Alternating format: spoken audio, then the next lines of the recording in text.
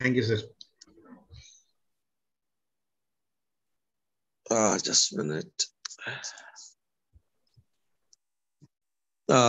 It's my pleasure to welcome Balaji Venkateshwaram, one of the foremost authority on cybersecurity in India. He has been having an illustrious career working with world's most renowned companies as director or vice president in companies like Qualcomm, in PricewaterhouseCooper, in Bank of America, and he has been working closely with the government of India and other governments on cybersecurity issues. I'm sorry, Balaji, for 15 minutes delay, but it is India. People come on their own time. So once again, my apology, but now it's all yours. You can start. Thank you so much, sir. Welcome, participants. Today's session will try to cover, four broad areas. Number one, what is the cyber threats and how it is actually revolving across the globes, not just in India, but across the globes. Secondly, we'll try to cover some of the commonest fraud that is happening in cyberspace on a continuous basis. And many of the Indian citizens are getting glued to those, frauds, and we'll work on how to avoid such frauds, in real situations. And finally, we'll talk about, for all medium and small enterprises, what are the something that should do and you should not do to keep your organization safe against cyber attack. So, and lastly, we'll cover a little bit on the legal aspect of it. If something goes wrong, what are the things you need to do? And we'll also cover one slide on how to report a cyber crime, because many times, it has happened, we don't know what to do. So I think we'll cover around 2 minute, 3 minute time on one slide, that is how to report and whom to report and what to report. Okay. Good. Ladies and gentlemen, thank you so much for joining this call. I'm privileged to be party. I'm in Jaipur for last 6 month time. And I have a small house in Jaipur. So I thought, when you come to a city or a state, it's your primary duty to connect with the society and try to help the society out. So I'm an Indian, but right now I'm in Rajasthan and I'm trying to do something for Rajasthan. So I'm connected with almost around 20 colleges across Rajasthan where we are teaching free education on cyber defense. Okay. So it's pleasure. Thank you so much, sir. Vyas, sir. It's really pleasure to connect with a bunch of, as MSME and the industry people from Udaipur. So we'll talk about, cyber threat to MSME and what are the preventive measures. I have already been covered. I'm in cyber defense for almost around 30 years, 25 odd years with global organizations. I've been a researcher. I've got almost around 2 patents, filed, and 1 patent granted in the last, 2-3 years time. Attack statistics. If you open any journal or a newspaper, there will be some story about the cyber crime or cyber fraud or cyber attack every day. So Checkpoint is one of the largest, software, security software company and security hardware company. And they have got almost around $6 billion, investment, company. It's a very big company. They carry out every half yearly, they carry out, a study and how the, security is happening across the globe. On an average, they used to show for the last 10 years, the growth path was around 6%, 7% or 8% increase in cybercrime or cyber attack every year. But this year, the number has gone to 29%, which is a very, very, and it's globally, it's not just India, it is absolutely globally. One more thing is that, something known as ransomware. I don't know any one of you have suffered. God bless you. If you have not suffered so far, you should not suffer in future. So technically, ransomware is like, somebody is putting a gun on your head and you are kidnapped and they are asking you money. So if you are not giving the money back to them, they make you dead. So they don't do it to a human being. They do it with, a very simple, they will capture your machine. And if you have some critical data on the machines, they will ask you to pay you millions sometimes $50,000 to 5 million, 10 million, 25 million. They decide. You don't decide anything. They decide. And then the ransomware actually take its own toll. And it's very interesting to know that 90% cases, even if you pay the money, they don't return the keys to unlock your machine. So it is not worth paying the machine, money back to those attackers. Because if you pay the money back to them, there is no guarantee that you will get the data back. And second, the most challenging part, the more money you pay them, they become more organized to do some more sophisticated tomorrow. So there is a 93% increase in number of ransomware attack. And these attacks in 2 years back, it was happening in some of the hospitals. And now these attacks are rampant across the industry. It is not limited to one industry or two industry or three industry. It is rampant across all sector, you name it, and it is there. European Union, there are 36% increase, and APAC region, there are 13% increase. But if you look into the attacks in European region, it is almost like a 777, attacks weekly on the ransomware case, which is reported. There are many cases which are not reported. Then USA, there is a 443 weekly attacks as per organization. And in Asia, you have got 1338 weekly attacks per organizations on ransomware alone. Interestingly, it is many cases which does not get reported, and it happens. I know that in the last 2 months in Jaipur alone, at least 9 industries have suffered ransomware attack. At least which I came to know about it. There may be many whom I didn't come to know about it. Because there is no official way of tracking it. How many attack has happened. So last 2 months alone, 6 industries has suffered, including 2 big IT companies, those who were servicing out of, Jaipur, and they were serving the global customers. They got absolutely wiped out the entire disk, including the backup systems. I don't know how painful it is to recover from those debris. There was a very interesting, cyber attack has happened, something known as SolarWinds. So there was a software update has come. So you have an, software, and you have updated the software, and everybody thought, this software is a normal software. 18,000 companies, including Fortune 500 company, downloaded the software, and they were working for 6 months time, only to realize that these 18,000 companies have downloaded a malware along with that, and something known as Trojan. What is Trojan? Trojan is a type of virus or a malware which actually captures the behavior of you every time. So suppose if you are putting your ID and passwords, this is something like that. This Trojan can actually capture the whatever is there in memory. They capture it and send it to the attacker back. So suppose if your ID password is there, this ID password will get captured and the attacker will know about it. Suppose if you are having something, some precious thing in your machines, they will come to know about that. And then they can laterally move within the systems. So if you look into the emerging area of cyber attacks, nothing is left. Whether it is a not-for-profit organization, people used to say why the NGO will get attacked, but NGOs are getting attacked. Oil and gas sector, they got major attack. I don't know how many of you are aware about. In US, there is a gas supply systems. In those cities where the temperature is minus 5 degree, minus 10 degree, minus 20 degree, or minus 25 degree, they use gas for actually heating their houses and their system offices. The gas was completely choked, and they were unable to actually know that there is no gas available. And people in the minus 20 degree, you can think about the pain of those people must have gone through for 2 days time, as there was no gas available and heating system was not working. Many people were actually putting the car on, and they were sitting inside the car for some time, and then again switching off and going there. But there was limiting things available. So gas was not available. And then attack is on manufacturing sector, MSME, financial institution, pharmaceuticals, IT, retail, automobiles, telecom, just name a company, and they are under attack.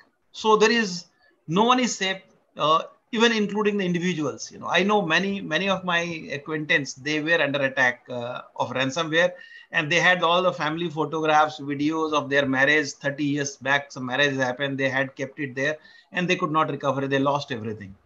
So the attacks are rampant, and there is a time to know how the attack happens and how to protect ourselves against those attacks. So FBI has a Federal Bureau of Investigation in US has reported 300% increase in cyber crimes. Okay, confirmed data breaches, healthcare industries increased by 58%.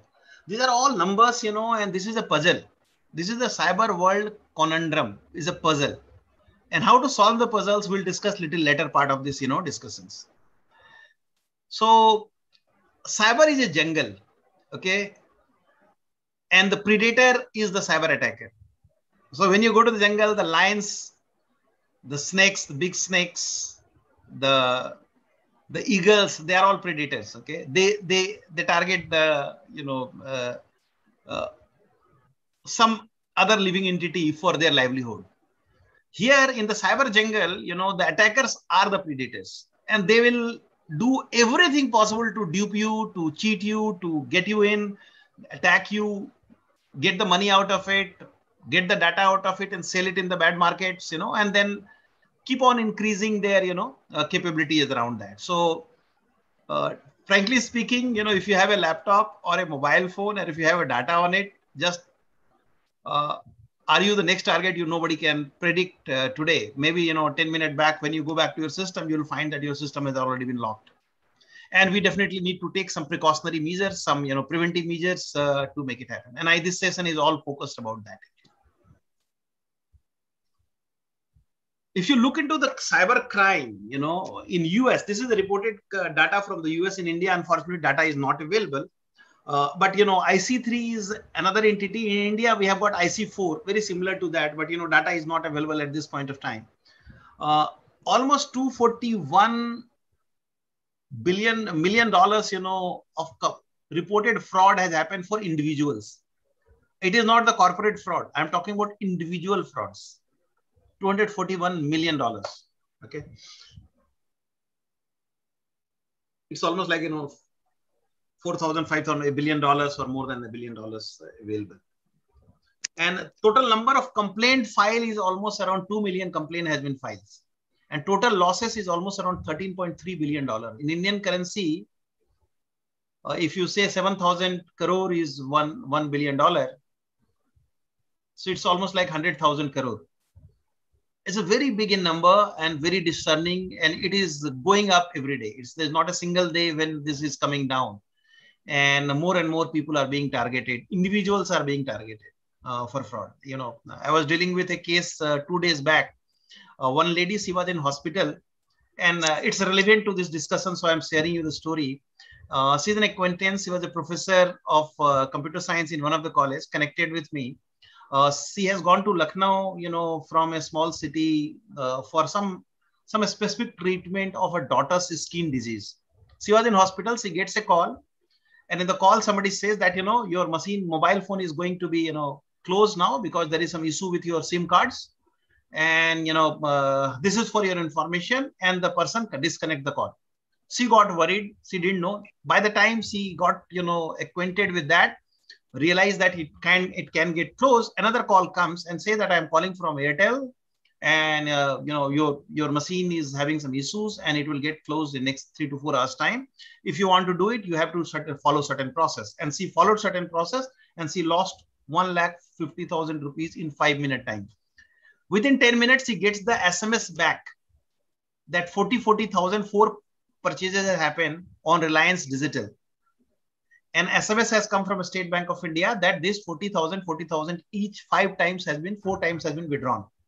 She immediately calls the call centers, State Bank call centers numbers, disable the ID, and after that she's clueless what to do, what not to do. Luckily, it was online purchase, and she realized it very well on time, and she reported, first she reported to me because she was thinking I know the cyber crime more than anybody else, so she called me. Luckily, she had my number. And within 10 minutes, I got an online FIR file in Lucknow, in Hazratganj, police station, which is available online. Then the second FIR, we filed it on the Ministry of Home Affairs. We'll tell you which is the email ID and the online IDs are there. I have in this document. We'll share with you at the end of the session. And reported back to State Bank of India. Within 3 to 4 hours time, everything was over. Luckily, it was not the cash transfer. It was an online purchase. And State Bank has written, based on those FIR, State Bank has written it to Reliance Digital not to send the goods, and the transaction got cancelled. She was lucky that money was not transferred and she got it. So this type of complaint, I am talking about 22 lakh complaint in US alone, which is 1/3 of our population. Talk about India populations, we are almost 3-4 times more than US, and the number of crime in terms of rupees reported only in Delhi and Mumbai is something around 1400 crore loss to individuals in the last 1 year time. And not even 1 year, last March to now. So by year end, I think it should be around 2,500 to 3,000 crore rupees lost to individuals. And it all happened because we acted stupid.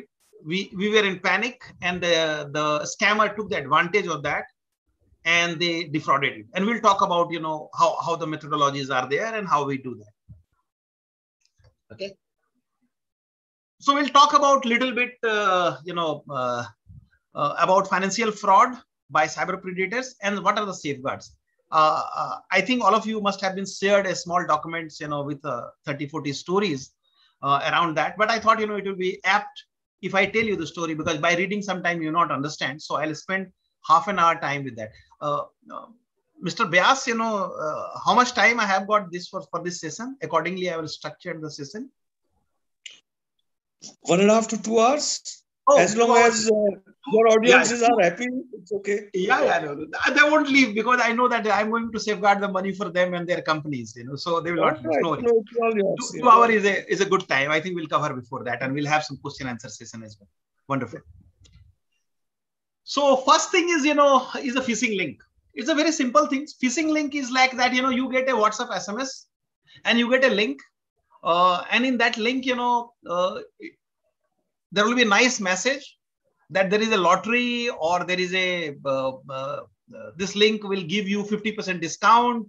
The Amazon sale is going on, and you have this link, this number, you can use it for, 70% discount on the tools, and some information which will attract you to go to the site. And the moment you go to click the link, your mobile or the laptop is compromised.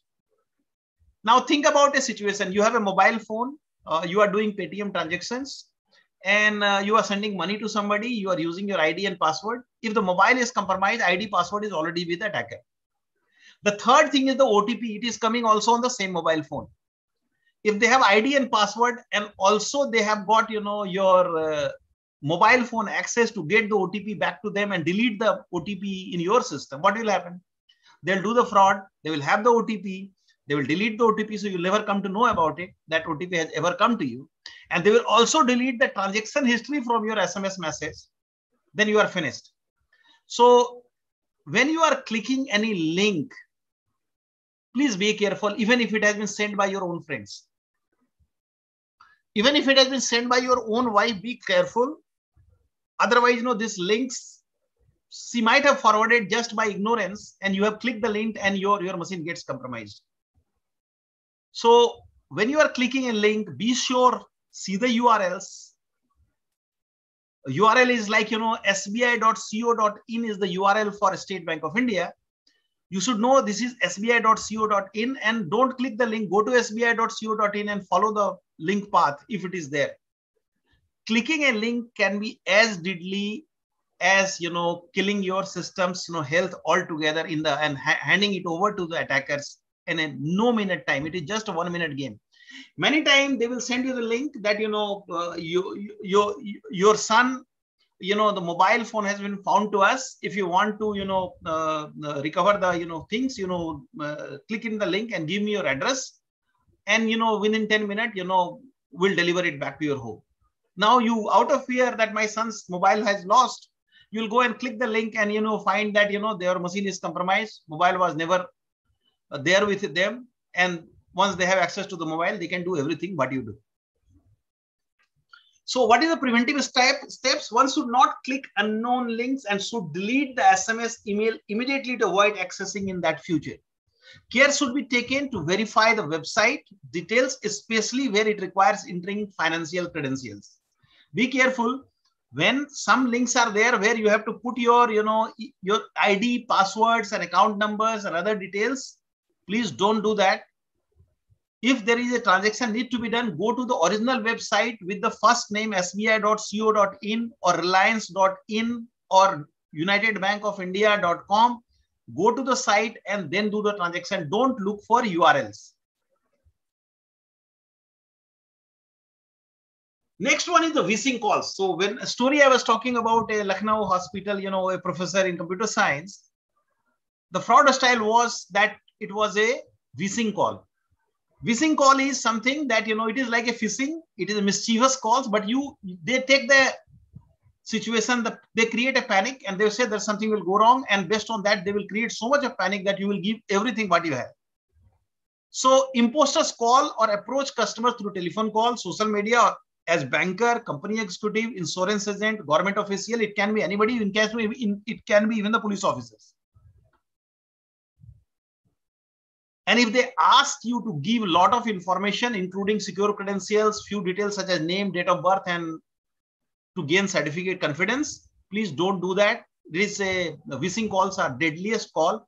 Most of the, fraud which is happening online is something to do with vSync call. And many of the old aged people, they are actually suffering because of that. They do not understand that, what will happen out of that. And these people, imposters, they take advantage of that. And many times, many of the corporate people like you people also suffer. Forget about you people. Even the Chief Minister, Captain Amrinder's wife, she got duped by the vSync call. And one Supreme Court sitting judge was duped by these similar calls. They were lucky when they were in a position of, influence and they could get the money back. But it's very difficult to get the money back once it has been cheated. So if you are giving any card details or CVV number to somebody on the telephone, please don't do. Bank never ask for that. Never ever use your card number to be given to somebody over telephone and the OTP over the telephone. No bank, no organization on the country will ask you for that. If somebody is asking, 99% it is imposters, and try to record the calls and try to save the numbers and report it back. I'll show you the site where you can report these numbers, that these are imposters number. And you can report it, because all of us start reporting, this imposter's telephone number will be seized and they will be arrested before they dupe somebody else. And it is the joint responsibility. I'll give you one example. That suppose if you are living in a 1000 flat building where 1000 flats are there, and each flat has been made the similar style. So one building, one particular house has been burgled from the washroom. There was a glass door and the glass door has been broken, and building, that person has been robbed off, and they could not recover the loss because of that weak signals. Now suppose if you report this to all the 999 houses where the fraud has, this incident has not happened, what will happen? You will come to know that this is a weak link, and you will create a safety net there. Maybe you will put a grill, or you will put a video cameras, just to protect yourself. But if you've not been shared, then 999 houses will keep on getting robbed one after another because of that weak links. So as a society, it is our responsibility that if something wrong has happened to you or is happening wrong to you, get it reported to a centralized place where a agency from Ministry of Home Affairs can take stock of those situations and act on that before the person does the fraud with anybody else. And together we can do it. If you want to do it, fight this battle alone, it will never happen. Sharing is caring. Sometimes this information sharing is very, very caring for rest of the other folks, those who have not been cheated.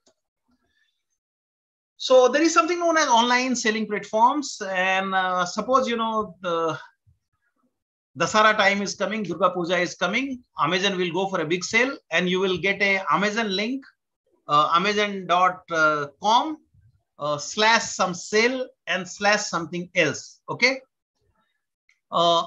90% discount on a mobile phone. And you go to the site, you do all transactions, everything is look like Amazon, but actually it is not Amazon. And I'll tell you how they do it. There is something known as homoglyph. It's a very technical word.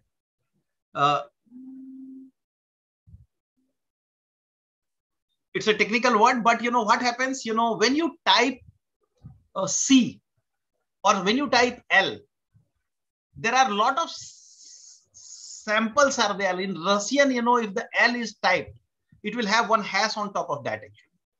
or some other signals are there similar to that actually. So they will send you Amazon.com, but actually O is 0 or some other words. Amazon A will be something like ampersand or something like that. You will not be able to see it. And they will try to hide that identity. So you'll think that you are going to Amazon and getting the money. Actually, when you do the transactions, you find everything is same like Amazon, is a look-alike, and then you lose all your money, whatever you have given to them. Okay. So when you are actually using online selling platforms, type amazon.co.in. Don't search even on the Google, because many times imposters use a technique as known as SEO. It's a technical word, but what happens through that techniques, Amazon comes third in the line. You try, Aadhaar. First 5, what is coming in Aadhaar is not actually Aadhaar. It is some, private companies or some imposters, those who are creating that. And Aadhaar will come 5th in the number. You will click the first one and you will be cheated from there. So it is pertinent to know that, what is the, website name, and type the website name. That is the right thing to do.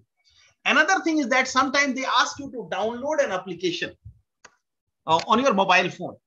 So they will take you to, not to the Google Protect sign, they will take you to some other marketplace for downloading the app. And when you download the app, it looks like Amazon, but actually it is not Amazon app. And then you do the transactions, they have everything with them and they cheat you, and you will not come to know about it.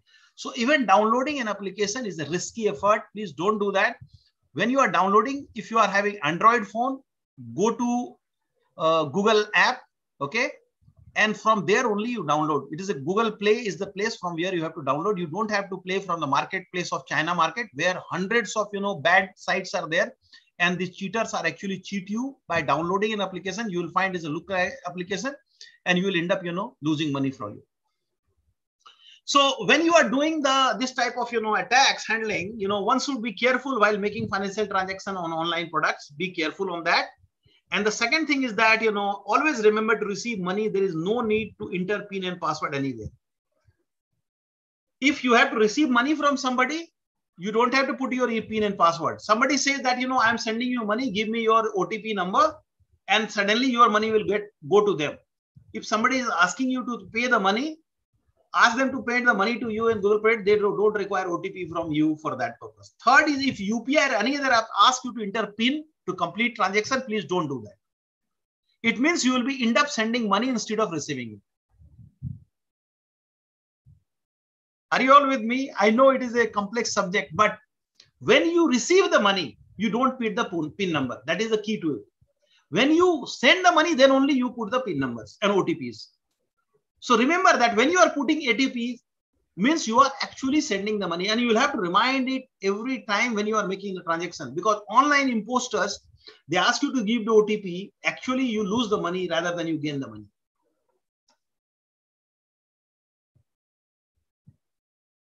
So this I have already discussed. Unverified mobile apps. Many times look-alike apps are there, which is not coming from Google Play or from iTunes. It is coming from some other marketplace.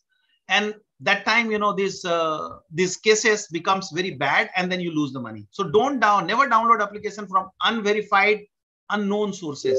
Always go to the Google Play if you are having Android. Most of you are having Android. In this risk is very less in iPhone, because you can only download from iTunes. But just be careful about the logo of that piece, because Amazon lookalikes are also there in iTunes. So you have to be very careful what application you are downloading, and never download it from unknown sources. ATM card scheming. It's a very interesting thing. You go to the ATM machine, you put your card there. When you take the card there, your data is copied in some other machines. And it also captures the PIN. So when you go to the ATM machines, be careful that is there anything suspicious in that machines. And when you are putting your key, PIN number, hide your machines with your hands, okay? Like this, you hide it and type it. So there will be some camera on the top which actually captures the PIN number. Very simple art that, you are actually hiding this with, key, and then put the 4 keys and then come out. So even if you have taken your card number, PIN is not compromised, because sometimes it is very difficult to find that, you know, there is a camera is there and there is some machine is there which is actually capturing all these information.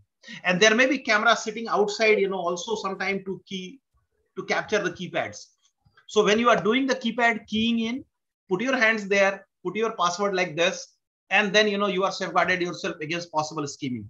And if the scheming happens, you will get to know immediately, report it back to the people, the call center, and don't take the call center's numbers from these attackers. Sometimes they send you an SMS that if you have found anything, you know, mischievous, please call me back. And the attacker will say that, no, there is no problem, you know, we'll take care of that. And they will never take care of that. And you'll forget that, you know, you have not reported to the right person. It has gone to the wrong person. So customer care number also don't take from Google. Many times these, you know, imposters put the SEO techniques and put their numbers on the first.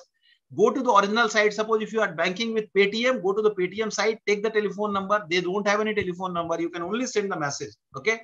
So don't call them. Go to SBI, try to find contact us page, take the number, then call it. Or sometime SBI sends an SMS to you where it is written SBI/IN, Paytm, pay-tm. Remember that, you know, what is coming to you from genuine sources. If it is coming from ingenuine sources, same name will not appear and you will be able to distinguish between the two.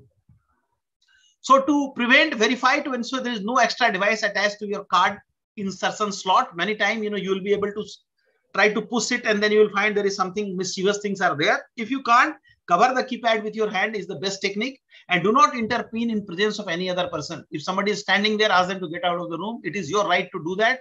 Otherwise, let them carry out the transaction. After that, you do the transaction. Don't do in front of them, because many times what happens when you are hiding the keys, somebody is watching you what key you are doing, and they have already schemed the card. So both the things are with them. Now you are lost. Actually, there will be fraud in your account.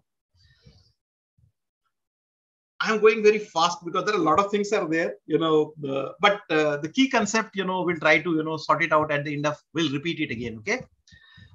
Fraud using a screen sharing app. This is a very interesting component. They will give you a problem statement. They will call you, they will send you an SMS, and then they will ask you to download an application. The moment you download an application, they will say, give me access to your application. I'll sort out your computer problem or mobile problems. And they don't sort out your computer or mobile problem, but they actually put a Trojan in your systems, which actually gives them access 24/7 hours time to your mobile or to your computers. So whenever your mobile is on, they will do everything what they want to. They want to copy your information, you know, and there are some very interesting cases little later on the slides. We'll cover that. But the most important thing is that don't download a screen sharing app in your laptop or mobile. That's the best thing to do it. When you do it, it is for genuine purpose. You know, your engineers is telling you to do that. Delete it from using administrative rights from your systems after the session is over. Don't allow it to continue into your system. Okay. So do not download or activate share screen share feature with unknown people. If it is 100% known people, they do it, but, you know, delete it once the session is over. Okay.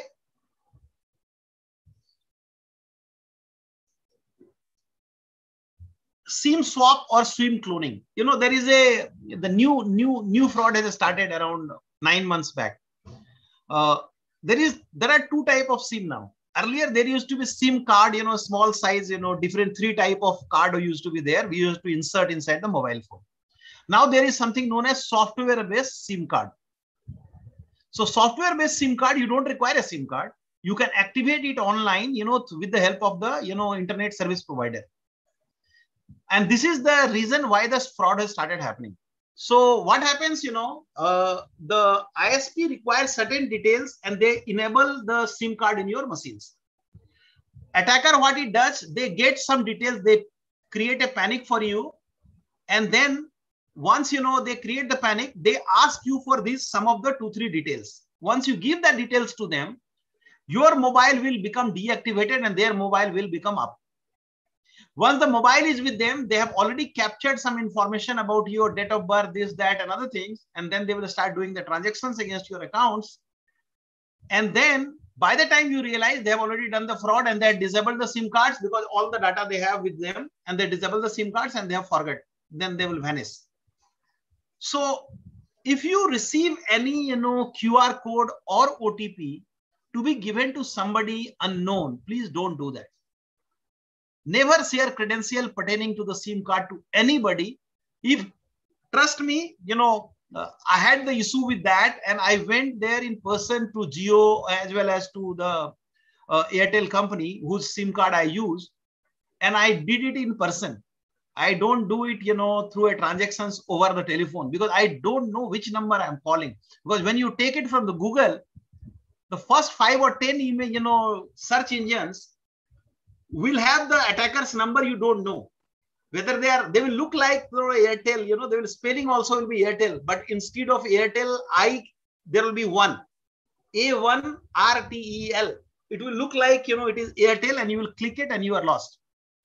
So don't search the search engine. Go and type airtel.co.in or airtel.in and then search the information and give the information back to them. Don't give it to the attacker. Please be careful. Otherwise, they take care of it, And there is a website, CEIR website is there, which is to know more. I'll share you that link, which will helpful for you. So search engine, I have already told you, when you do the searches in the Google or, any other search engine, first 4 or 5 is not the, the genuine names, of the company. Always it will be imposters. So suppose if you are looking for a customer care number, you will get the, some other customer care number, which is attacker number. And then you tell the problems and the attacker will tell you, I'll call you back in 5 minutes time. I'll solve your problems. And after 5 minutes, they will fully prepared to dupe you. So don't try customer care numbers on your own. Go to the website, genuine website, type it. Don't search in the Google search engine. Otherwise, you'll be, penalized for this mistake. Avoid searching for customer care contact detail on search engine. There are often camouflaged by fraudsters. And one should always look for the official website of the banks and company to get contact details. Don't look and make the searches in the Google. It looks stupid, but please believe me, first 5 will always be there. You want to try your hand, try Aadhaar, and you will find the first 5 is something which is not known to Aadhaar. It is not UADAI. Okay, it will be some other names. Another attack, we share all the information on social media. Okay, we celebrate, somebody comes with a lookalike name, a friend of yours, and the photograph of your friends. And many times they are not the original, friend's photograph. Actually, the photograph has been taken from the Google, and then the name has been taken from Google, and they created a fake account and they become your friend. Now, after some time, they become very friendly with you. You feel that your friend you have lost 20 years back has come back again in your life. And then you realize that, one day he is saying that I am at the airport and I got stuck. I need some money immediately. I'll return you as soon as I'm back. And you are a rich guy, you find your friend is very close to you and, you send the money back to him. Your 1 lakh rupees you have sent him because he's stuck in the airport. You want to help him. And suddenly you will find that man is missing from the website and 1 lakh rupees has gone. That friend was never asked you for money. And when you reached out to him on his telephone number, you to realize that, it was a fraud that has happened and money is already lost. So what is the option? If somebody is asking you money, try to find out the telephone number of the person with whom you are having, call him or her directly, ask for that. If he is not reachable, don't send the money till he is reachable. And send a mail to his own mail ID if you have it, or some relatives are there, check with them. Don't send the money based on some request on the telephone or on the social media, even if the person is in dire need of the money. Okay. Juice jacking, it is looks like, a very interesting, attack. Many times we go and, charge our mobile phones in the public place. Remember that at airport, you are charging your phones, or you're a market, you go to the market and they have got mobile charging. Your mobile is almost going to be dead. So you charge it, you stand near that for 10 minutes time, you charge the mobile phone. You won't believe these hookers, they hook you. The moment you connect, your data is gone. Everything is gone. And your machine has got a malware attached to that now. So once a malware is there in your mobile, they take control of your mobile, and the same fraud will happen that we have discussed earlier. So if you go to unknown place. Please don't put your mobile phone for charging in somebody else's place. Okay. Unless it is your own systems on a power given there. Because the USB device that is coming in the market today from China is coming with some, very unique facilities where the malwares are embedded as a BIOS level and you cannot remove that. And your machine gets compromised. And these attackers know how to use those, malwares to misutilize in your systems. Juice jacking is a very interesting methodology. As a matter of fact, I know that, juice jacking happens. So I put a Farji phone, it's a fake phone. I took it with me to one of the country in Turkey. Okay. In Istanbul, I visited 4 years back. And I wanted to know the sample of some malware. So I pushed that in 4 or 5 different type of, charger that was there at the airport. And I brought back my mobile phone. I had more than 60 malware I detected on that mobile phone. I wanted to have some sample of that, how Turkey is doing that. And then I realized that these 60 malwares, at least 6 of them were absolutely new to us. We were not aware about it. But we did it for testing purpose. Please don't do it. Any charger port that you are seeing in the public place, please don't charge it, because this charger has been kept purposely to entice you to compromise all the data that you have in the systems. Okay. Lottery fraud is old fraud, but still it is happening. The same Nigerian 419 frauds, they'll send you mail that you have won the beautiful American or British lottery. And then, to get the lottery, final money of 50 millions, you need to pay some stamp duty or some paperwork, and you end up paying some 5-7 lakhs rupees to them. And the money is gone. Do not make payments or secure credentials to lottery calls and emails.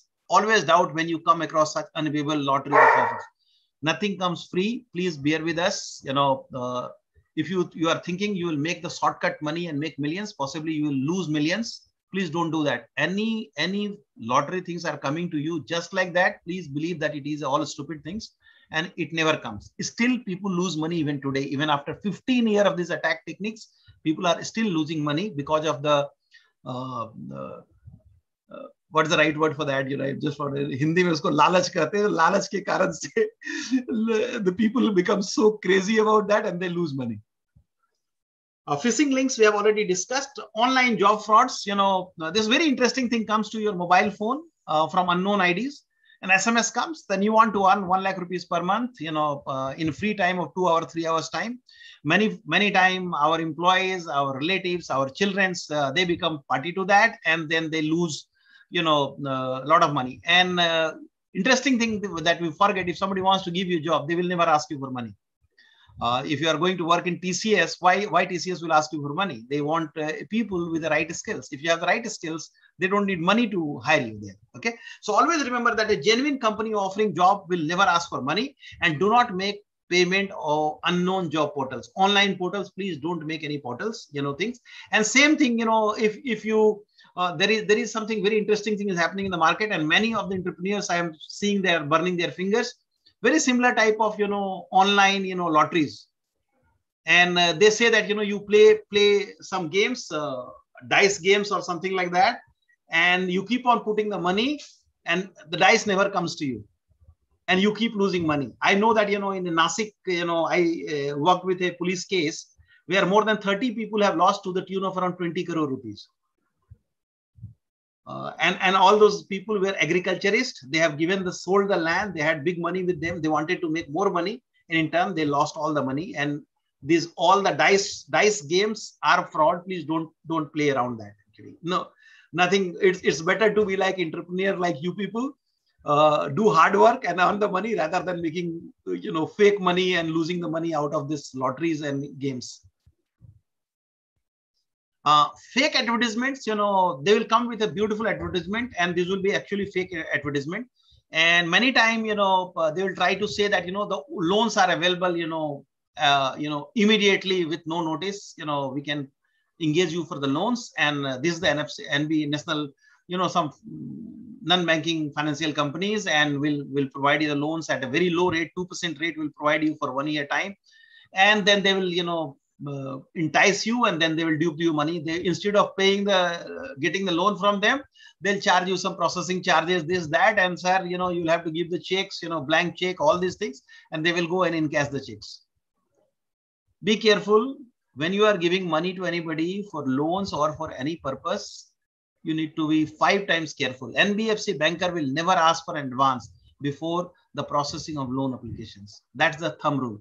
Secondly, banks and NBFC charge a processing fee which is deducted from the loan amount. It never comes from the outside. So they will give you the loan and they'll deduct from the loan. Or worst case scenario, visit the bank, which company it is, and then only you do the transactions. Don't do the transaction online and give the money to somebody else. Okay. Ponzi schemes, many times, this is a crime in India. In outside, it is not a crime, but, it is in India, it is a crime. A Ponzi scheme is a multi-level marketing. This time, they will also ask for money. You give me 3 people's money, $1,000, three members, and 1 year, you will become millionaire.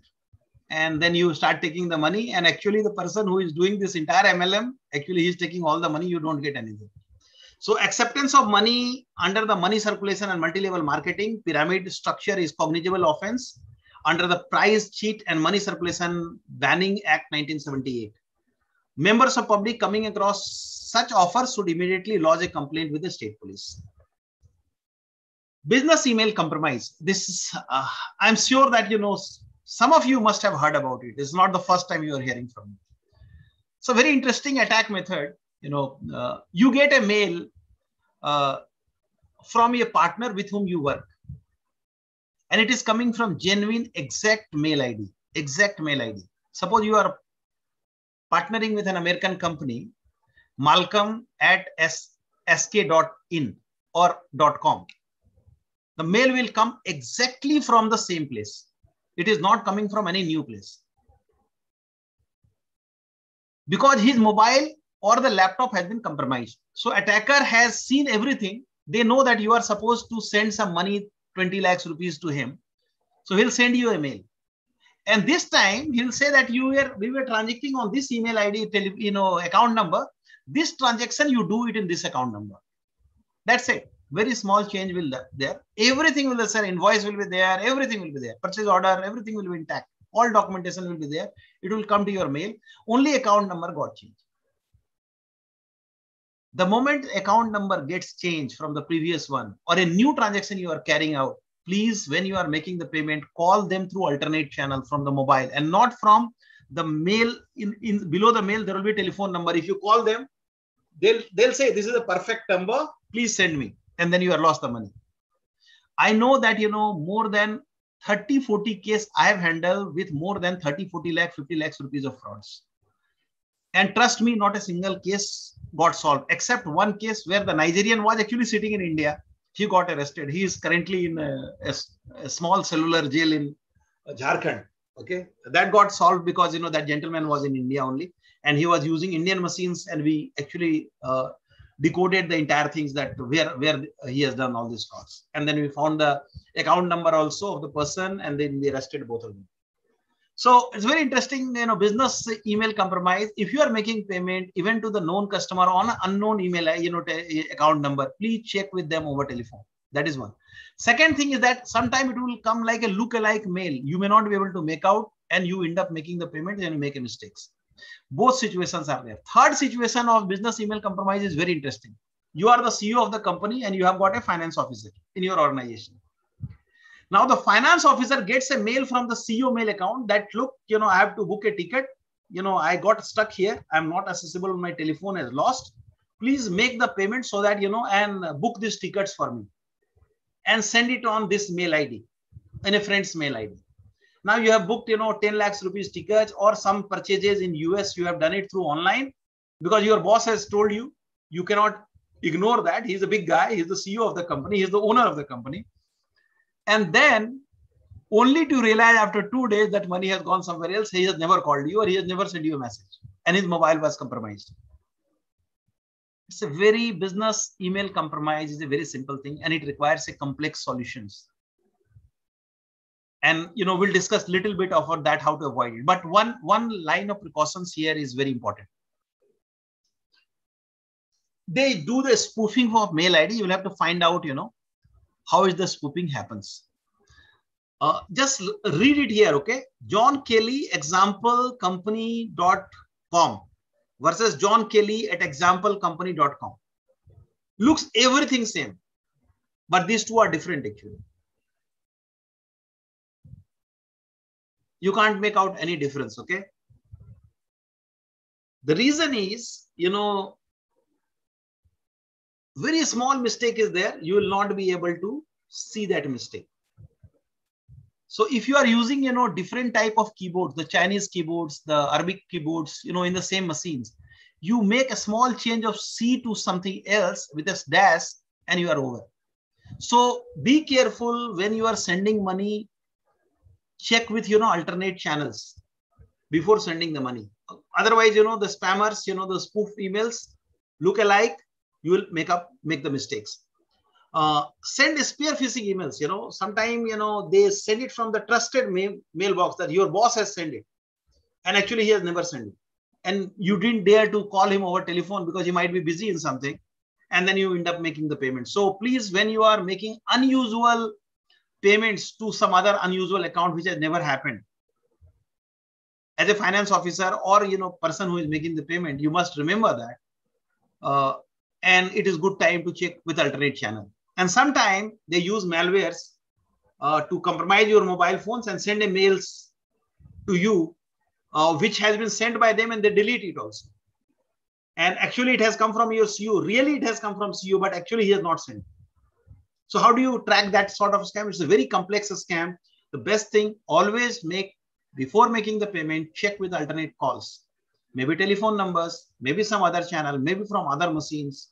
You don't know where to do, check. But, otherwise go to him in person and ask him. Many fraud has happened so far, ladies and gentlemen. In my knowledge, in India itself, BEC fraud is more than 10,000 in the last 5 years time. And still it is happening. We make the same mistakes. When you are sending the money to somebody, please be careful because this money is not going to come back to you once it is transferred. For businessmen, letter of credit frauds. Okay. It's a very, very interesting way of doing it. It's a legitimate letter of credit are never sold or offered as investment. They will come that you take the letter of credits as an investment and they issue banks ensure payment of goods shipped in connection with the international trade. Payment on letter of credit generally requires that paying bank receive documentation certifying the goods order have been shipped en route to their intended destinations. Many times, these guys actually do a con artist, offer a letter of credit or a bank guarantee as an investment, wherein investor promised huge interest rates on the order. It's a new technique which is being used and largely in European nations and American continent. Lot of frauds are happening. India reported fraud. I don't have any idea. I have not seen any fraud of this nature because these are all big companies. This thing happens, so must be with the police, but not in my knowledge. But it is, if an opportunity appears to be good to be too good to be true, it is so good that it cannot be true. Please check it. The probability is that there is a mistake. There is something mischievous happening. Nobody gives you things free.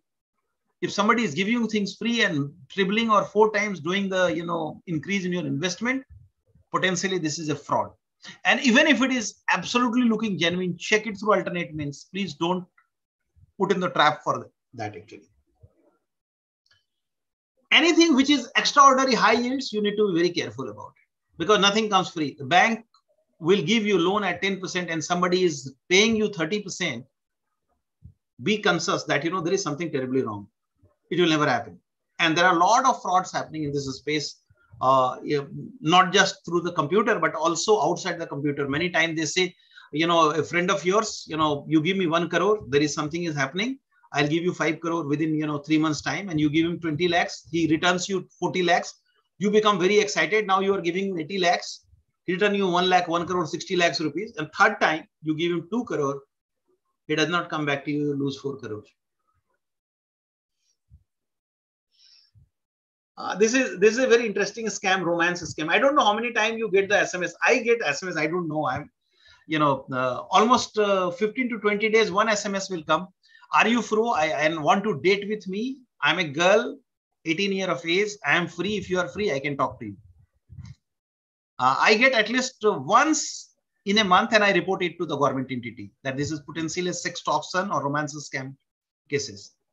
So, this message will come. you will tend to feel, okay, I am free, let's chat. And then you do intimate chatting with them. Sometimes they will come on the videos, they will, show their naked body. They will ask you to show your naked body. And then, they will take the video, record the videos and keep it with them. And you are done. After that, they say, you give me 5 lakh rupees, otherwise I'll make this public. This is known as sextortion. This is the next chapter is there on that. So whatever, be careful what you post and make public online. Okay, scammers can use details shared in social media and dating sites for better understand and targeting. If you are on the target, social media or on the dating sites, you are prone to it, because then you will get beautiful, German woman, and they will try to sextort you, and you will lose a lot of money and also the peace of mind. Go slowly and ask a lot of questions before interacting with these people, and don't speak anything public or show any private part public, which can be recorded by the scammers through the videos and other things, and you'll end up in trouble. Never send money to anyone who have only communicated with you online or by phone. I know that many cases, the Sadi.com type of things, where people go and they get a beautiful offer from London. Girls are being targeted. I know of one case of Pune, where a very senior business executive, she lost her husband at early. Give me 1 second, I'll just mute all of them. Yeah. So, there was a senior, business executive in the age group of around 35. She got an excellent, her husband died very early, and she posted for a Sadi.com or something like that. Somebody has offered her a beautiful, profile, LinkedIn, everything was there. All social media profile with doctorate, doctor, earning, houses, beautiful photograph of the house, the car, the large car. And, they got into that, in a very bad shape, and she lost almost 20 lakhs rupees, because her probable husband was got stuck at the airport, and he has sent a, large, diamond ring of 50 lakhs rupees, 10 lakhs rupees to be paid to customer, customs, and those 10 lakh rupees has been taken by the attacker, and he never came back again. So be careful. Romance scams are very risky scams, and, we need to know that, is it true or it is too good to be true. Sextortion is exactly that. Sextortion can start with any site, app, game, or anywhere. I just muted. I know why. I'm unmuting all of you once again. Yeah. Okay. I'm muted all of you again. No problem. So be careful, when you are dealing with a woman or a man and trying to, share some private information and being something unreasonably private, things is being shown to somebody, video recording can happen, and it can be used against you for extortion. So how to make online complaints? It's very simple. Complaint to cyber police station, you can do it online, cybercrime.gov.in. This presentation I'll share with all of you so that you can go through in the free time. And this page you can preserve and keep it ready in your office, wherever you are. Post it there, like any notice, post it there, so that if anything happens like that, any employee suffer from those things, they know how to do it. It is our duty to really inform not only us, but also our employees, to safeguard against cyber frauds. For SEBI related complaint, investment frauds or something like that, you can do it on cms.rbi.org that, and then, sorry, this is RBI. First one is RBI. It's my mistake.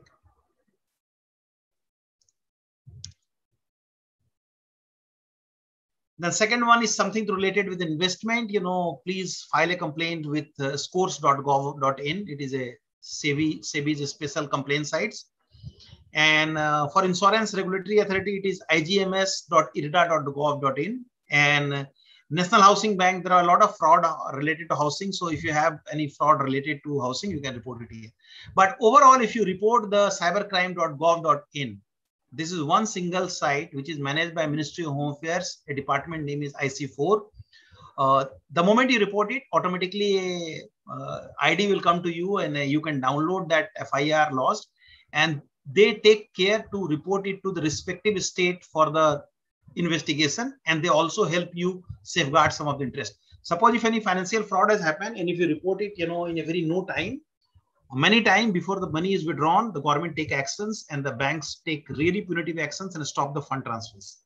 So suppose if you have sent a money from one account to another account, and it's a large account, 10 lakhs rupees. 10 lakhs rupees, now he has to withdraw it, through some channels. It cannot be through online banking. So it will take a day time. So suppose if you report it, immediately to this side, possibly your fraud money will come back to you. There is a possibility of 80%, 90% probability is there. If it has not been withdrawn, it will be taken back to you. Are you all with me? Lot of type of frauds, and I thought, I'll share with all of you. Now we'll share with you, what is to be done. We have problems. We have tried to solve some of the fraud related problems. But what about the cyber attacks? What happens if your machine gets, ransomware attack? How to protect against the ransomware attacks? Suppose if your machine has been compromised, your data theft has happened, how you will stop that from happening? So we'll cover on some of the cyber security front.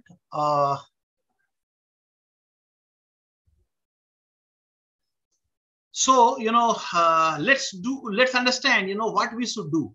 Very simple words, I'll narrate you, and I'm sure that, this document will be there with you and my numbers are there. If there is a need for any very specialized need, please feel free to call and get the advice from me. I'll be more than happy to help you all. First thing that you need to do, suppose if you have a mobile phones, okay, or you are having a laptop or a desktop, what is to be done? First thing is that, you have to update all your softwares. Most of the ransomware attack happens because you have not upgraded the softwares and you are using pirated softwares, which can never be upgraded. Don't use any pirated software. It looks free, but it costs you much bigger money. There are 2-3 things this can cost.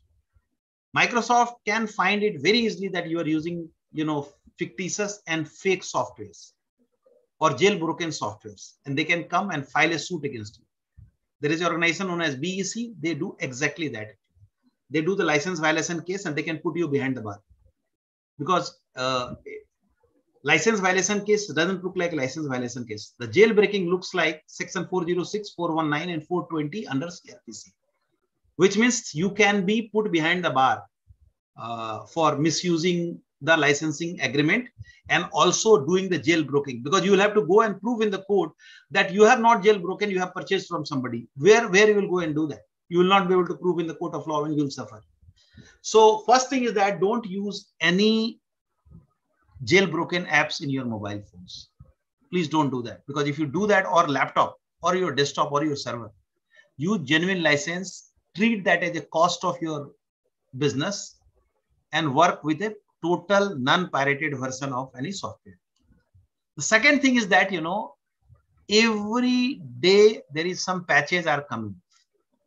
It is good to automate the patching and get this automated patching done on a continuous basis. Except in case of server, it is difficult to do that. But you should have a process in place where the servers are patched after testing on a continuous basis. There is no delay in that. Because suppose if your server is compromised and your entire data is lying there, your business transactions are lying there, and if that machine is hijacked by the ransomware attack, you won't be able to function and your company will make bigger losses than protecting the systems. Protecting the system is definitely a cost, but if you don't, then you are living with a much bigger cost of ransomware attacks. And ransomware attack does not choose people. They decide through a machine that which machine will get captured. Whatever machine is captured, ransomware will happen. You will get a message that pay me this much money, then only I release it. And they don't release 90% cases. They will take the money. They will not release it. They, out of panic, you will give them the money. Out of respect that they are very respectful people, they return you the keys. They don't do it, and you lose the money. So first, most important thing, software update regularly. And when I say software, it is operating system. Suppose if you are having MS Office or any Google Office, please update that also. Suppose if you are having PDF and Acrobat Reader in your systems or ZIP system in your systems, update that also. Also, if you are having Chrome browser or Firefox browser or Safari browsers, Even browser need to be upgraded on time. And it should be an automated mode. Please don't keep it in unautomated mode, manual intrusion, because you'll forget. And suddenly ransomware attack will happen. So the first and foremost thing is update the softwares on a daily basis. Please don't miss it. Put it on automated mode, except server. Server, you can't do it because sometimes if you update it, the server may not function. So you should have a test bed where you can do the testing in the servers and then upgrade it on a continuous basis. Please don't delay it. A delay can cause you ransomware attack and your systems can be completely logged out. Second thing is the backup strategy. If you're a small organization, you cannot afford to have a backup systems of 1 crore rupees. You can still backup files and offline or online external hard drives. You can 5,000, 6,000 rupees, 1 terabyte hard drive. Make it a process that every day you will back it up.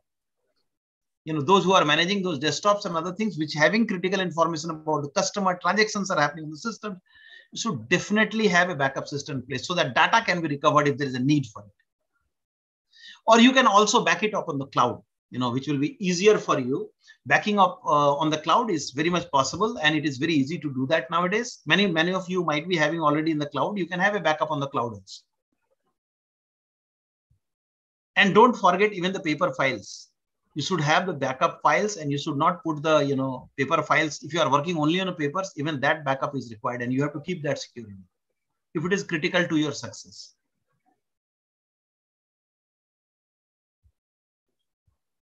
One very important thing is that don't use a device without password.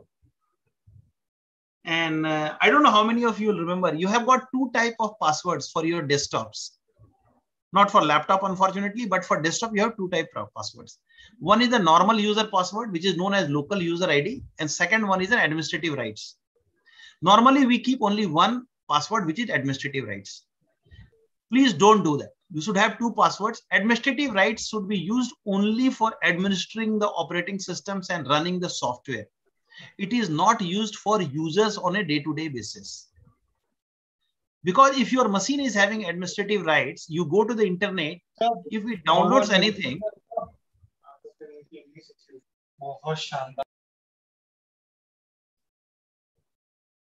Mr. Vyas, I'm unmuting everybody and I'm not giving right to unmute it, okay?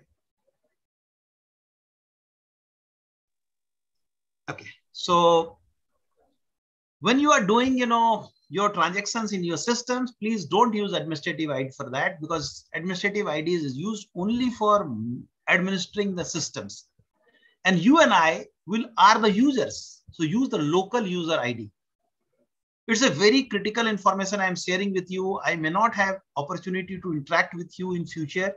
Please remember this and pass this information to all your teammates in your organization. Never use administrative ID, because if you are using administrative IDs, your chances of getting with the ransomware attack is almost exponentially high. Don't leave these devices in the public places, okay? Because somebody can put a small USB drive and your system can be compromised.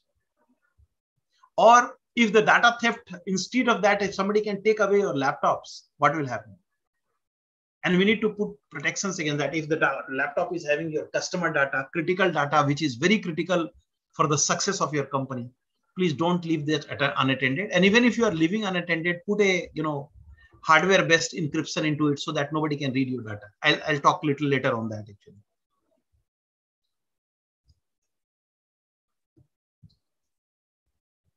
So next one is that exactly that, encrypt your devices. So suppose if you are using Windows, it's original version Windows 10, it comes with a BitLocker, encryption.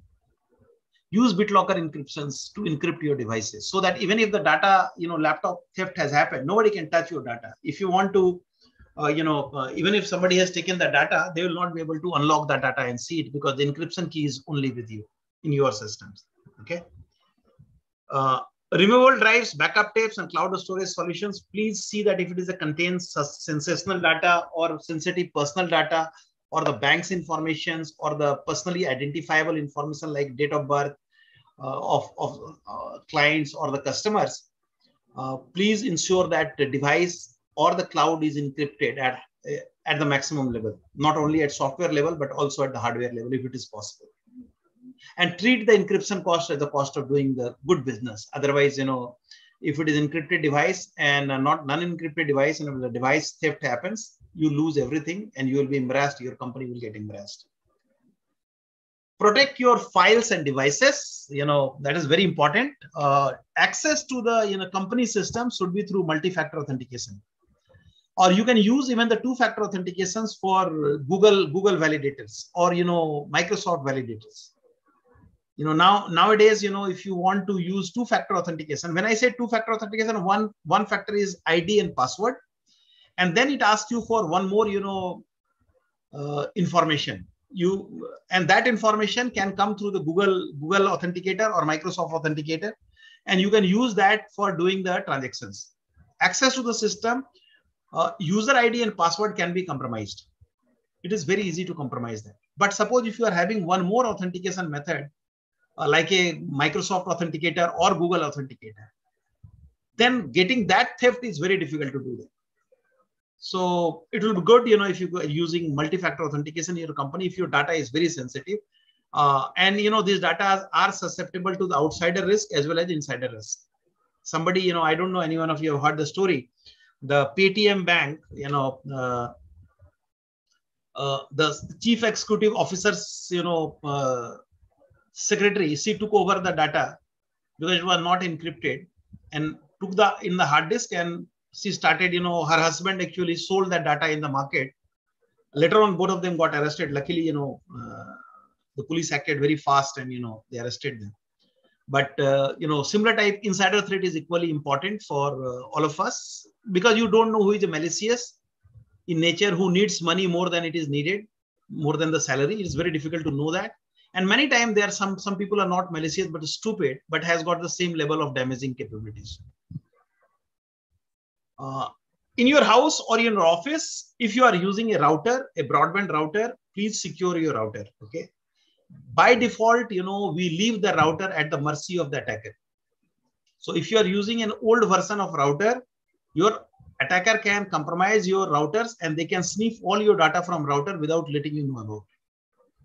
And trust me, it is a 10-minute job, to compromise a router. It's just a 10-minute job by class 10 students. So when you are using a router, please don't use the default name and password. That is first thing.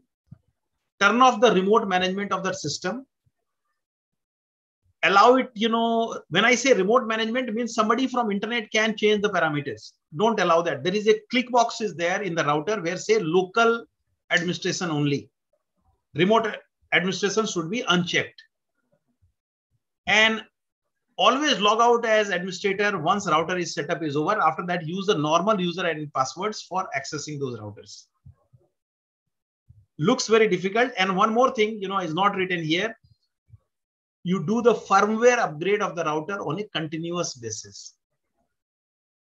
You may not know about it. What is firmware upgrade? Like the way the window has got every day, there is some upgrades are coming. Similarly, suppose if you are using a broadband connections and the router is there from Cisco or Netgear or T-Mobile or some other companies or Nokia, you need to upgrade the operating system, which is known as network operating system or NOS. It is very similar to the Windows operating system. It is another type of operating systems, which is known as embedded operating systems. You need to upgrade that device on a monthly basis, make a checklist whether upgrade has happened or not. If you are on a broadband and you are doing all your business, attacker can reach you in 10-minute efforts. And they can sniff all your transaction data from there by doing a technique which is known as man-in-the-middle attack. Somebody is sitting in between. You will send the data. The person will intercept the data. Some other data will go to somebody else. One more thing is then a router. There are different type of encryptions are there. Okay. So use WPA2, particularly Wi-Fi. If you're using, use WPA2 encryption. Don't use TKeep and other encryption methods. It's very difficult to remember, but WPA2 is the only safeguard you are having on your router. Otherwise, anything is in the air can be intercepted and decoded in real-time basis. There is a tool known as AirCrack. it takes 3 seconds to detect a non-encrypted device, WPA2 encrypted device. Other than that, anything can be decrypted in 3-minute times. 3-second time, sorry. It is just 3 seconds. So if you are using WPA2 or WPA3 encryption and it is turned on, then chances, to protect the network is a lot better. If it is not, then outsider can read all the information there you are communicating over the telephone or the message, through the computers. Please use a, complex password. Don't use a simple password like, name of a dictionary. Okay. You can write Mahabharat. Okay. You can write Ramayana. It takes a few seconds to crack that. There is a technique which is known as brute force attack, where millions of, passwords can be checked in few seconds. And if it is a dictionary attacks is there, dictionary names are there, it matches it. So always have alphanumeric special character as a part of the password, and don't use password, use passphrase. I love India, and O is 0, A, I is 1, last I is L. Like that, you have to do it. Don't do it straightforward. I love India also is a easy to crack it.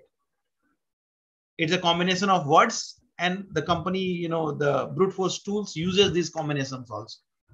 So use a special character, 10, 12 digits numbers, and don't save it on your mobile phones when you are having mobile phones, because if your mobile is compromised, your password is also compromised.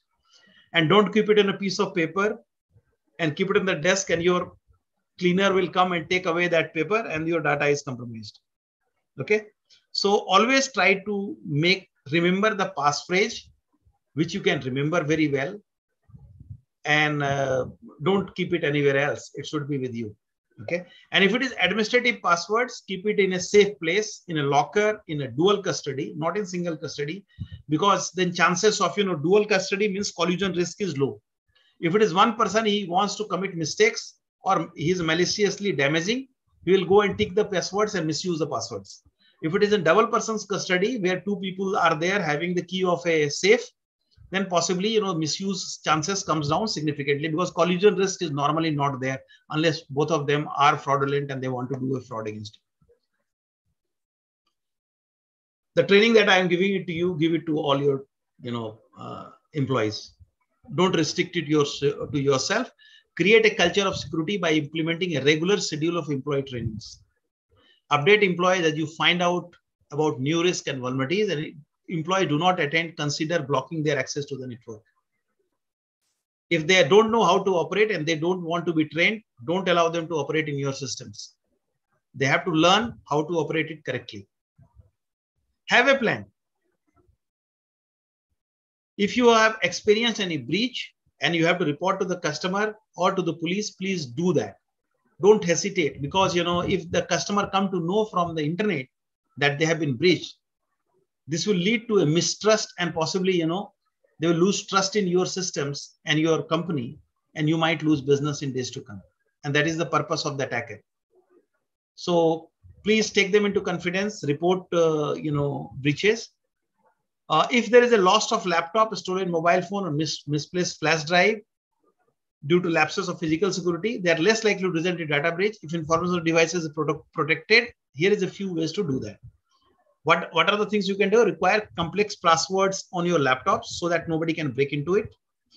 Long, complex, and unique, and make sure that password is stored securely. Consider using password manager or something like that, so that, even if, the password is lost, you will be able to recover it when there is a need for it. Multi-factor authentication, use, more than one factor of authentications. Don't use ID and passwords, because if ID and password is compromised, you lose everything. Many times ID will be your name and password will be your daughter's name or your wife's name or your home name.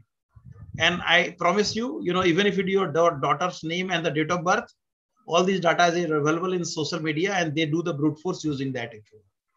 So keep a complex, multi-factor authentications where username ID is there, plus one more authentication are there like OTP or multi-factor authenticator like Google Authenticator or Microsoft Authenticator, and which is already available in, Microsoft, operating system Windows 10. You can take advantage of that and you secure the things. Same thing, you can do it on your mobile phone also. You have multi-factor authentications available where you can, every application, you have to have some pins, 6-digit pin or 10-digit pins, or you can also use authenticator to safeguard your systems. When you are using your office systems or machine systems, your own machines, don't allow brute force attack to happen. So when I do brute force attack, I can do 1 million, email passwords in 5-minute time in your computer. But suppose if you restrict me after 5 log on, the ID will be reset for 10-minute time. Then the brute force attack will not work. So limit a login attempts in your system that will reduce the brute force attack to happen. Encrypt your devices. This is very critical. If it is a critical data, you must encrypt the devices. All of you are customer, running a company or entity, you must be looking for some websites of your own companies. If you are looking for a good website host, you need to take some precaution. You don't give this hosting to any Tom, Dick, and Harry. They should have some capability with them to protect your site and protect your data. If they don't, they'll possibly, because of somebody else's mistake, your business will suffer losses. Many times, web hosting is not our own capability. So we have to hand it over to some other companies. Is that right? So when you hand it over to another company, it is important to know that what are some feature they should have. So if you have that, look for the skill setup of web presence you want. And also, you may want to hire a web host provider to do it for you if you don't have your own capability. Whether you are upgrading a website or are launching a new business, there are many web hosting options. When comparing services, security should be the top of the concern. Don't, go for a website host and ask them to host a website without looking into security. Look for a website host and ask the questions, what security you will provide me as a part of this service? If the answer is, very descriptive, these are the things I'll provide, then possibly you are on the right path. If they don't have that capability to secure your systems and you are doing business on that systems, possibly you will incur the loss and fault will be somebody else, but you have not taken due care for that. And you will be at loss for that. One more thing that, when you are doing business, your website should have HTTPS, which is a TLS, transport layer security. It should not be HTTP. The moment you do LS, end-to-end whatever communication is happening, that is secured using a transport layer security. So the people will get trust in your systems. So if it is not HTTPS, the way it is written here, then, possibly you are actually transferring the customer data online without any due care, and you will be held responsible under Section 138 of Indian, IT Act 2008. And because you have not taken due care, so it will be seen as a criminal negligence and you will be punished and you can be fined by the government if there's a customer data loss has happened. One more thing is that, when you buy a domain name, keep it in your company's name. Sometimes what we do, we give it to some party to buy it. They buy it for you. And tomorrow they can bargain you that I have purchased it in my name. So now suppose if you have become very big, they say you give me 1 lakh rupees or 5 lakh rupees or 10 lakhs rupees, then only I'll hand it over to you. Otherwise, this is my domain. Now you have to shut down the domain. You have to go to some other domain. So whenever ask your web service provider to block a domain name, it should be transferred to your company in your name. Please ensure that. Otherwise, tomorrow they can, and I have seen many such cases where the domain actually purchaser has become the extortionist for the bigger companies. And many startups and MSME companies have suffered because of that. The one more important thing is, suppose if you have taken a email hosting services from somebody, please ensure that, these 3 words are very important: DKIM, SPF, and DMARC. I don't want to go into detail of it. This site will be there with you. This slides will be available with you. I'll share it with Dr. Vyas and, you will be able to use that. But if these 3 words are not there, then possibly your mail can be bounced can be sent into the spam, or your mail ID can be misused and spoofed by somebody, and you will not be able to protect against that. So if you have done DKIM, SPF, and DMARC for your email services at gateway level, and which can be done by the web hosting providers, if you have done that, then possibly your mail will never go to spam of any mailboxes. Many times your customer might complain that, I have not received your mail because it has gone to as spam and he has not seen in the spam.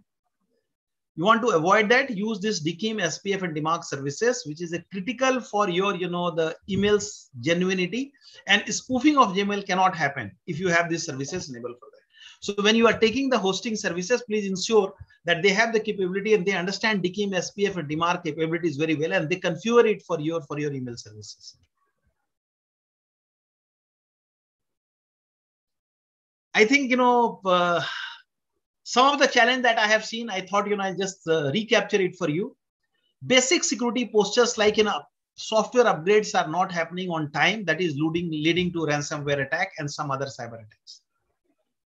Lack of detect and response capabilities. If you don't know how to detect a cyber attack and how to respond to a cyber attack, possibly you are going to suffer. You are bound to suffer. If not today, tomorrow you will suffer. And many times the basic security control like two-factor authentications, 12-digit, email ID and passwords, second factor authentication. If those things are not there, sophisticated attacks actually take precedence over your controls, and then they lead the way they want to drive the things. Many times we acquire new technology without understanding the risk of it. Please be careful when you are acquiring a technology. See the security as a part of your procurement requirement rather than afterthought around that.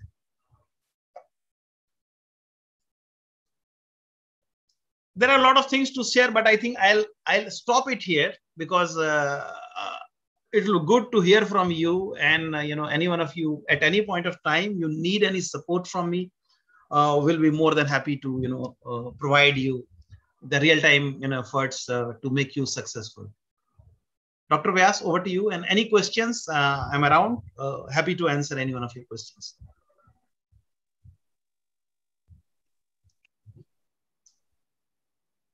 Please unmute all. Yeah, I'll do that.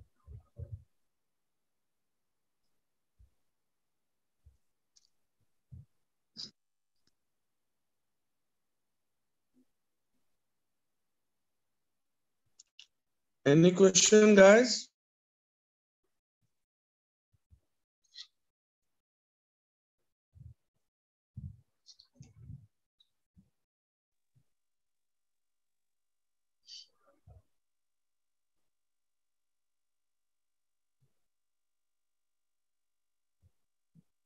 If you don't want to speak, you can type it out. We can answer your questions if it is there in the checkbox.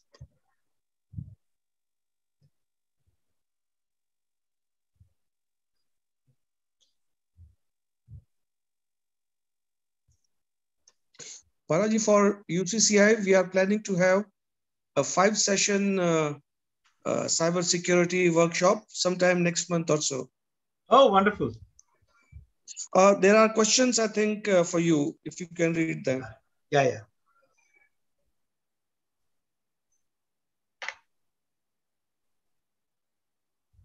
Yeah, password manager, is a very interesting vault services.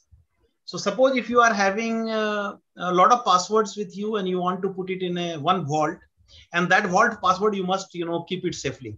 So this is a very small tool, which will be available hardly in $20-$30, or maybe $50. Some of the tools are there for 5-year or lifetime. You can get it in $100. You can use that services and you can put all your passwords there for safety. And tomorrow, if you want to recover any one of those passwords, you can recover it from there. And it is available, for a cost. There are some, open source, password manager also, but I don't suggest you because, sometimes those are having some bugs and which can be exploited by the attackers. That's one. Second question is, there one system can have multiple attacks? Yeah, absolutely. One to many and many to one. Both are possible.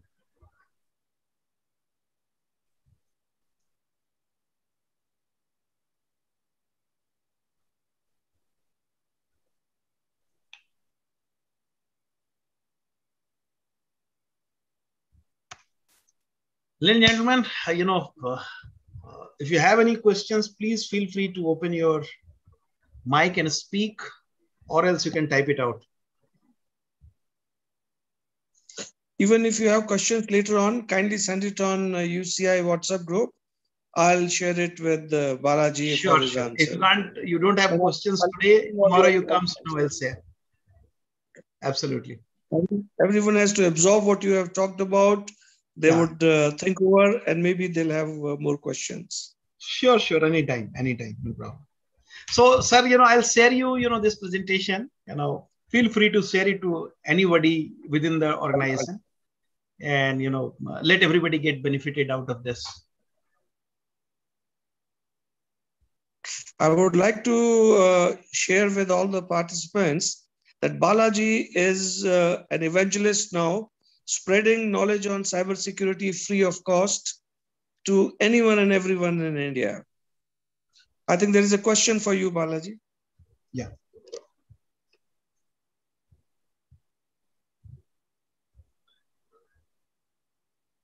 See, machine learning is definitely useful for detecting some of the complex attacks, and it also detects the frauds, but it requires a lot of capture of data.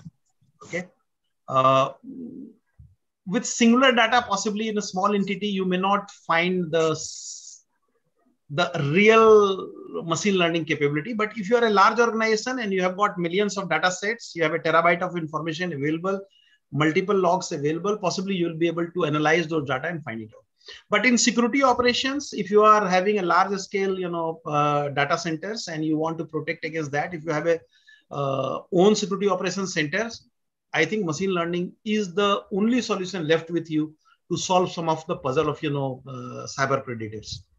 You'll be able to absorb the attacks and also mitigate the attacks using the machine learning capability. As a matter of fact, in most of the engineering college, where we are doing some free education to the students, 3 months education we give free to the students. We teach machine learning because we know that, the machine is the only way to really equate the battle between the machine and the man. Because this battle is between the machine and we are the man. So if you want to equate the battle, machine has to fight the machine. Then only the battle will be between the equals. Otherwise, we'll take a breath, the machine will not take the breath. We'll take a bio break, they will not take the bio break. So that way, it will be very difficult for you to do that. Sir, there is one question from my side. Sure, sir. Sir, Hitanshu Kaushal. So can you give something about this cyber insurance? Cyber security insurance? So cyber security insurance is there, very much there. And I have got a, separate sessions on that. I can share you one document. I'm not captured in the PPT, but cyber insurances are available. It's filthy costly at this point of time because the attack has gone up very high. So suddenly the insurance company had jacked up the price for the cyber insurance 4 times, 5 times more. Last year it was very low, but suddenly they had jacked up the price for known. But cyber insurance are available. If you are purely in online transactions, it is good options to take some cyber insurance and take sizable amount. Don't take small amounts because if you are totally dependent on the net, then cyber insurance is definitely one of the choice.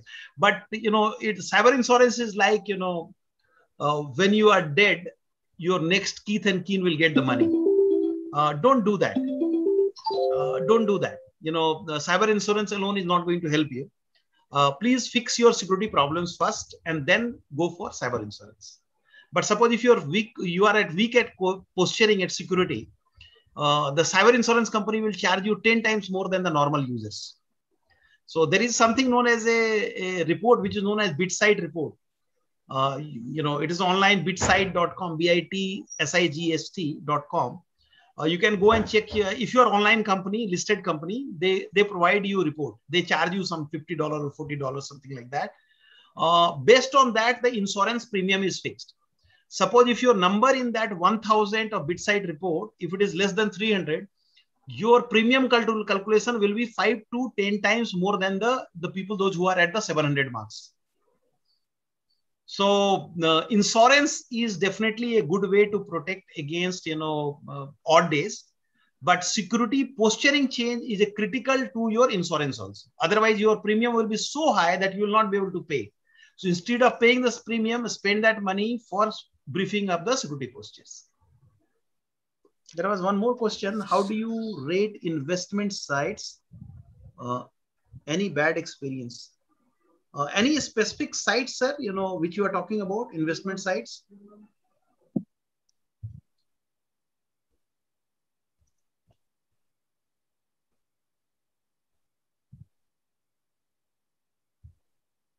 Because investment site, it's a very vague term. So if it is investment banks, I think they are secure. I will not say they are not secure. They take reasonable cares. But the small NBFCs, if they are asking you to do online transactions, please be careful. I don't name the name of the NBFC, is not important, or cooperative banks. They are not in great shape at this point of time. So if you are doing online transaction on cooperative bank and NBFC, just be careful. I can only request you that, because I know that many of the cooperative bank, they don't have security postures. And actually, I submitted a report around a year back to government where 800 sites were in a bad shape, and we had an option to shut them down overnight. Submitted a report to them, and nothing much has changed in the last 1 year time. So just be careful about the cooperative bank and NBFC. Just ask right questions to them. Second one, what Sir, type of must? Yeah. Yes, please. Sir, there is a fraud prevention system by PwC called PRIMS. I'm sure you are aware of it, and I'm sure you've worked with it. Sir, that is available for big people, because the cost, I've been told, a reliable estimate is between 10 lakh rupees and 15 lakh rupees per month. What can companies in the MSME size do to get a reliable software that prevents and monitors risk, which is comparable in some metrics to PRIMS? Because I also have not seen how the PRIMS works. I just heard about it. So what can you recommend? I know PRIMS. I have seen PRIMS. It's not a great tool, in my opinion. I still rate them with 20%, 30% rating. Out of 10, I won't rate them more than 3. Many big companies are using it, and I'm not worried about the cost, but yes, it gives you the basic parameter about your organization, the health of your organization. But if you are MSME, why should you spend 15 lakhs, 10 lakhs rupees, in a year or for a month, for that purpose? There's no point of doing that. If you are having a large set, if you are an MSME and you are totally on computers, then you need to be careful about it, and you definitely need to take the basic precautions. As a matter of fact, I am planning to conduct a 5 days training.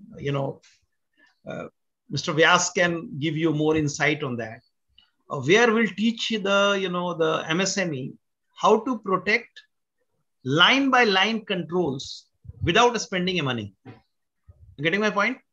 So this session, 5 days training sessions we are planning. If it happens, you can send some of your employees, or, if you are managing the IT, you can come and join us.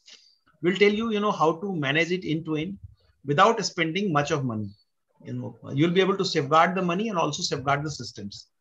There is no right answer or wrong answer that how to do that. But if you are having 2-3 servers or 2-3 computers, some of the basic precautions like hardening of the systems, which are available free of cost to you. Hardening of the browsers. When you are having your mobile phones, you can harden the mobile phones, but we don't do it, and then we get compromised. For every transaction that you do, it should ask you for ID and passwords. We don't do that, and then we lose the money. So do hardening of the systems and doing the regular software update. These 2 things, if you can follow up, it safeguard your interest to the tune of around 80 to 90% for MSME companies. And then you have to have a good quality antivirus or anti-malware system. And I don't market any companies, please bear with me, but I love one company, which is Kaspersky from Russia. Most of the cyber attacks happens from Russian communities. If you have Kaspersky in your machine, there will be no attack. I promise you for that. And last thing I'll tell you, if you don't have anything, okay, just enable the Russian language in your systems. 90% Russian attacker will not attack you. So in my home systems, I have enabled Russians. I have all the protections, but I also have enabled the Russians, because Russians, the moment the computer the robot sees that Russian is there, they know that, it is their own protected system and they don't attack it. So that is another technique you can use it for that. As a matter of fact, in my system, I have enabled, Persian also, because Iranians attack me left, right, and center. So I've enabled the Iranians, so their bots, when they come to me, they see the Iranian language or document in my systems, and then they don't attack and they go back. Yeah. So there was a question on what type of setting must be done at the level of firewall devices. Look, firewall devices, in my opinion, firewall is not a security product. It is a routing product. Okay, it routes the traffic from a specific IP and a specific port. In firewall configuration, you have to harden your firewall. Number one. Second thing you need to do it, you have to upgrade the firewalls, internet operating system, iOS, on a continuous basis. This is the second component. Third component is the most critical out of that, is that only open the ports and IP address which is required. Deny everything else. These three precautions need to be taken in the firewall. You also have the desktop level firewalls, which is known as host intrusion prevention system, which is built in Windows 10. Learn how to do that. The YouTube videos are there. Go and search for how to enable HIPS, HIPS. Suppose if you are accessing only 4 sites every day, just open those 4 sites. Anything other traffic should be blocked forever. Something known as need-based access. If you can enable that, then chances of attack comes down to negligible level actually. And again, software upgrade or operating system upgrade is a prerequisite for success for MSME. Any applicable for data loss preventions? Okay, so data loss preventions, now Windows has come out with, Microsoft Windows has come out with the built-in Window Defender and also DLP protocol. You don't need to buy anything. If you have Windows 10 and you have taken Office 365 as a service, just get the DLP service also enabled by that. So they take care of DLP filtering at the email gateway also, and they take it at your level. But you need to know how to operate the DLP and how to do the content fixing there. So that is a difficult part of it. So DLP software, we think that it is just a USB device. But, even if you disable the USB device, I know at least 30 type of attacks where the USB device does not get blocked. So use the DLP, but, you require a specialist to fix the DLP, rules, because they are rule, they are not heuristics, they are rule based. So you might require a specialist to fix it, but Microsoft has come out with it for negligible cost. You don't have to, buy anything DLP from outside like McAfee or Sonatype or some other company. But if you are a very large company and you don't want to use that, there are a lot of good online tools are available for DLP. There is one tool, Ghangor is an Indian company, and they are doing very well in this space, and it is available for a very fraction of the cost. But Microsoft has its own. If you are on Microsoft operating system, you can use the Microsoft services. What would be in online data breach? If the data breach has already happened, and the data has already gone out of your hand, you are only reacting to the status. If it is a customer data and it is a critical to the, if it is your success is dependent on the data, you can't do anything. You have already failed. But if it is a customer data, right now the privacy law is not there in the country. Only section 37, 63, and 84 of IT Act 2008 governs the. I think 3 sections are there. I've forgotten the numbers, but 3 sections are there which governs the privacy laws in India. Right now, privacy is not equivalent to GDPR the way it is there in Europe. But if you are governed by GDPR, you need to take more than extra precautions. You have to have the reasonable security controls in place. In terms of the data breach, you have to report it to the nearest police station, and you can report it to the cybercrime.co.in or gov.in. You can report there. I think that is another good place to report it, which takes care of your, basic protections, whatever is possible within the framework of the law. They'll take it. If it is an Indian guy who has done it, possibly they will find it. Another thing is that, every breach that happens, you have to report it to one organization in the country known as CERT-in, Computer Emergency Response Team India. if you don't report it there legally under section 79B of IT Act 2008, they are the final authority on cyber defense. And any incident response has to be done by them, and it is mandatory on you to report it to them also. So cybercrime.gov.in or cybercrime.com, in, there are two sites are there. There you can report, and you should also report on CERT-in portal. I'll do one thing. CERT-in portal detail I have not written. I'll just write it down, and when I'll share the PPT, it will reach you that name as well. But CERT-in reporting is very critical for the success.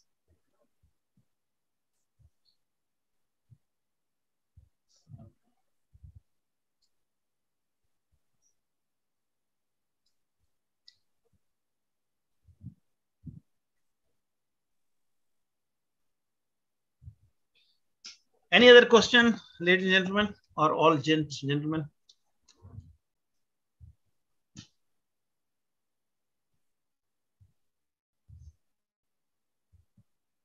Thank you so much, sir. I think, it's a great to interact with, 100 odd entrepreneurs from Udaipur. Nice knowing each one of you. Be in touch. My number is there with Mr. Vyas. If anyone, if you suffer from any security breach, do remember me even the bad days.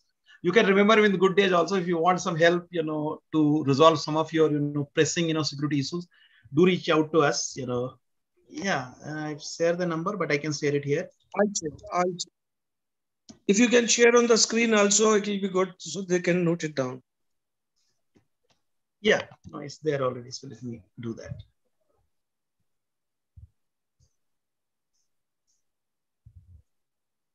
Yeah.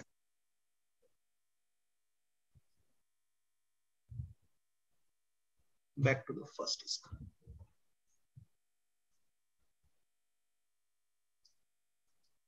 This is my number, and the email ID is mentor@cycruslab.org.